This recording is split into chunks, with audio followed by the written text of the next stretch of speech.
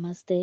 శారీరక ఆరోగ్యం అంటే వ్యాధి లేదా బలహీనత లేకపోవడమే కాకుండా పూర్తి శారీరక, మానసిక, సామాజిక శ్రేయస్సు కలిగి ఉండటం.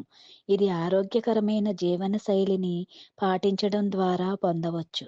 ఇందులో సరైన ఆహారం, వ్యాయామం, నిద్ర మరియు పరిశుభ్రత వంటివి ఉంటాయి. శారీరక ఆరోగ్యం బాగుంటే మనం మానసికంగా స్ట్రాంగ్‌గా ఉంటాము. శారీరక ఆరోగ్యం అంటే వ్యాధులు, గాయాలు లేకుండా శరీరం సక్రమంగా పనిచేయడం. ఇది శారీరక దృఢత్వం, ఆహారపు అలవాట్లు, పరిశుభ్రత వంటి అంశాలు కలిగి ఉంటుంది. ఆరోగ్యకరమైన సమతుల్య ఆహారం తీసుకోవాలి.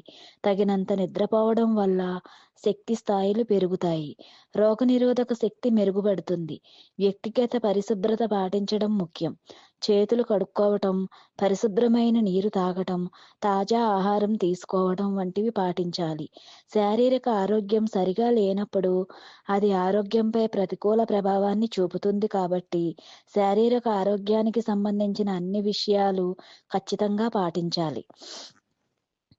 మనం ఆరోగ్యంగా ఉంటేనే మన కుటుంబం ఆరోగ్యంగా ఉంటుంది. దానికి కావలసిన నియమాలు, మితాహారం, పౌష్టికాహారం తినడం, వ్యాయామం, యోగా, ధ్యానం వల్ల మంచి దేహదారుఢ్యం కలుగుతుంది. ఈ శారీరక ఆరోగ్యానికి కూడా ఈ దేహం మనకు వంశపారంపర్యంగా వచ్చిందన్న జ్ఞానము, దేహంలో ఉన్న అవయవాల ప్రాముఖ్యత, మన దేహం యొక్క చైతన్యం మీద పూర్తి ఎరుక వహించటం అత్యవసరం.